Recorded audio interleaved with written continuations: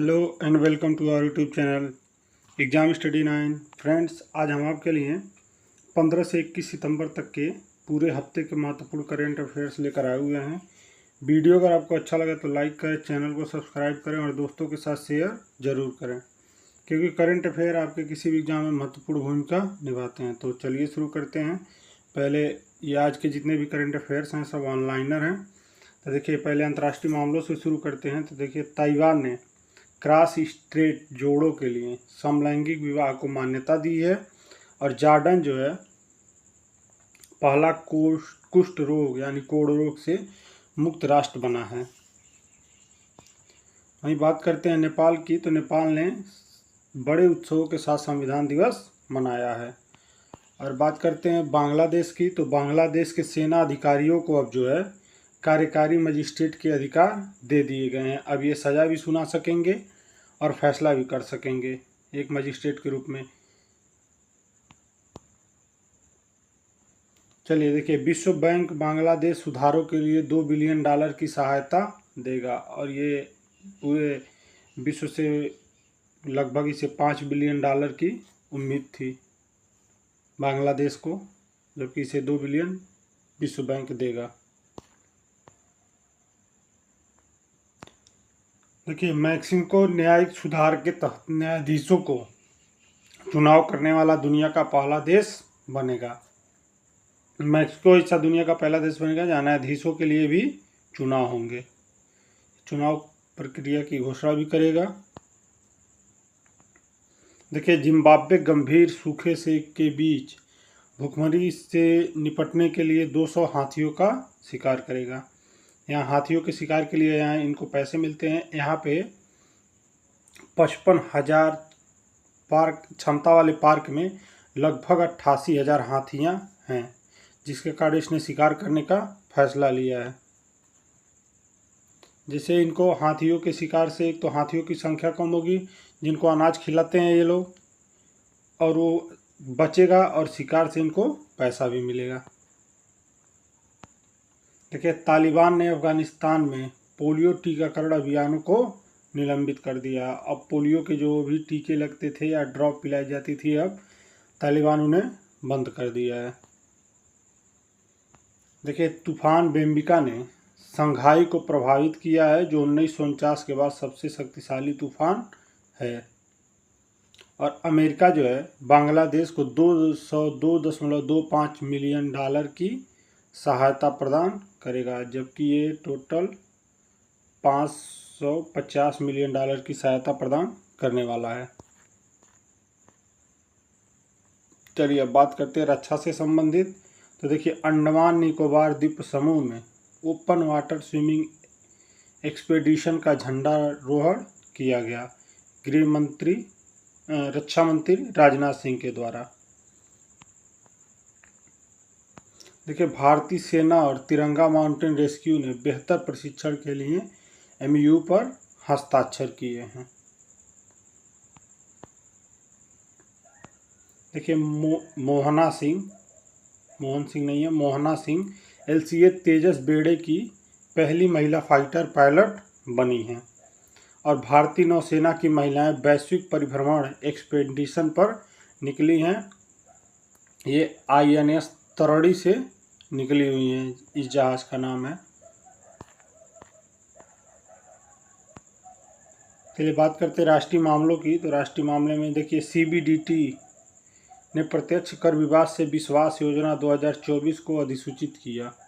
इस समय CBDT के हेड जो हैं वो रवि अग्रवाल हैं। देखिए, रक्षा मंत्री अपने तरह के ओपन वाटर स्विमिंग अभियान का समापन किया। और देखिए, नदी उत्सव जो है 2024 में भारत की नदियों का उत्सव मना रहा है और ये नई दिल्ली में मनाया जा रहा है। और PM मोदी जो है अक्टूबर में यूविन वैक्सीन प्रबंधन पोर्टल लॉन्च करेंगे। देखिए, इंडिया AI ने प्रभावशाली AI समाधान विकसित करने के लिए इनोवेशन चैलेंज लॉन्च किया है।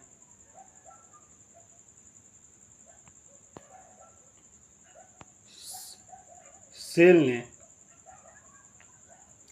Steel authority of India limited ने यानी सेल ने स्वच्छता ही सेवा के तहत सफाई मित्र सुरक्षा शिविर का आयोजन किया है और मत्स्य पालन विभाग ने भी स्वच्छता ही सेवा अभियान शुरू किया है।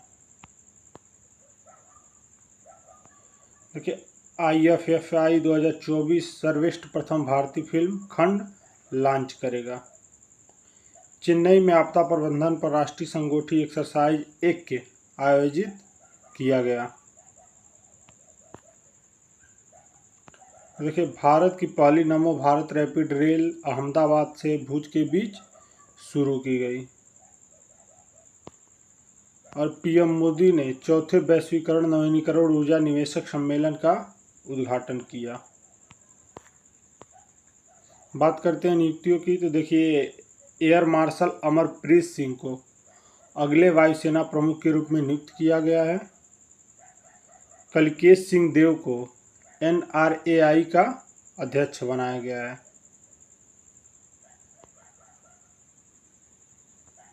देखिए, कुमार तुहिन को नीदरलैंड में भारत के राजदूत के रूप में नियुक्त किया गया है। अनुराग गर्ग को नारकोटिक्स कंट्रोल ब्यूरो के महानिदेशक के रूप में नियुक्त किया गया है। देखिए, वहीं संतोष कश्यप को भारतीय महिला फुटबॉल टीम का मुख्य कोच नियुक्त किया गया है। और बॉक्सिंग चैंपियन निकहत जरीन को तेलंगाना पुलिस में DSP के रूप में नियुक्त किया गया है। देखिए, जॉर्डन के राजा अब्दुल्ला ने जाफर हसन को नया प्रधानमंत्री नियुक्त किया है। और अमेजन ने समीर कुमार को भारत के देश के प्रबंधक के रूप में यानी कंट्री MD के रूप में नियुक्त किया है। देखिए, मनोज वर्मा को जो है कोलकाता पुलिस का प्रमुख नियुक्त किया गया है। प्रदर्शन के बीच जो है इनको नियुक्त किया गया है। देखिए, मनु भाकर को पोर्ट्स मंत्रालय का ब्रांड एम्बेसडर नियुक्त किया गया है।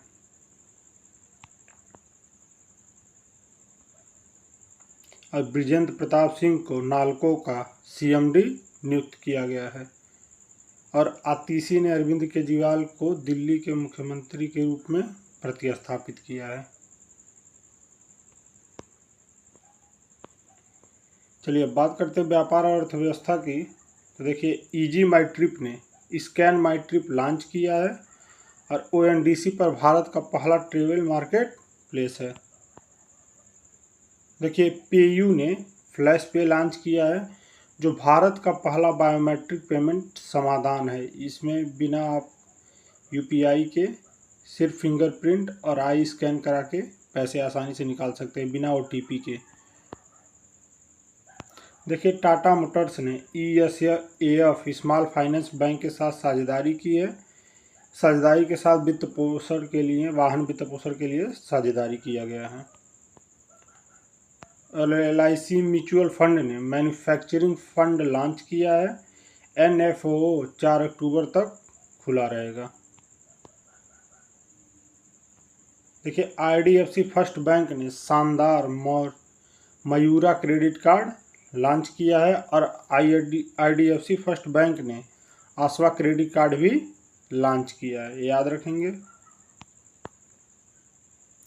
देखिए, यस बैंक और पैसा बाजार ने पैसा save cashback credit card launch किया है। और HDFC पेंशन अपना पहला प्राइवेट फंड मैनेजर बना, जिसमें AUM असिस्ट अंडर मैनेजमेंट में 1 लाख करोड़ रुपए का आंकड़ा पार कर लिया है। वायु ने भारत का पहला zero commission food delivery app ONDC पर लॉन्च किया है। और देखिए, परसिस्टेंट सिस्टम को सबसे तेजी से बढ़ती IT ब्रांड के रूप में मान्यता मिली है।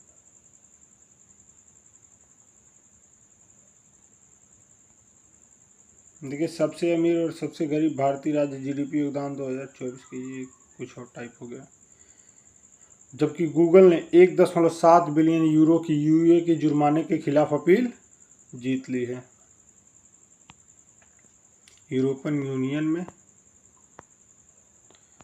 देखिए, भारत और विश्व की बात करते हैं अब, तो भारत और रोमानिया के 75 वर्षों के कूटनीतिक संबंधों के मामले में जश्न मनाया गया और जिसमें भारत के विदेश मंत्री एस जयशंकर और रोमानिया के एम्बेसडर के साथ मिलकर डाक टिकट जारी किया गया। SIDM ने UAE के साथ रक्षा सहयोग को बढ़ाने के लिए MOU पर हस्ताक्षर किए हैं और भारत ने तूफान यागी से प्रभावित लाओस, म्यांमार और वियतनाम को सहायता भेजी है। देखिए ऑपरेशन चक्र इसका तीसरा CBI और FBI ने साइबर अपराध नेटवर्क को नष्ट किया है। किसके तहत? तो ऑपरेशन चक्र तीसरे चरण के तहत। और जिम्बाब्वे ने गंभीर सूखे और भूखमरी से निपटने के लिए 200 हाथियों का शिकार करने का निर्णय लिया है। चलिए अब कुछ समझौतों के बारे में जानते हैं। तो DRDO ने पावर ग्रिड कॉरपोरेशन को उच्च ऊंचाई वाली प्रौद्योगिकी का हस्तांतरण किया है।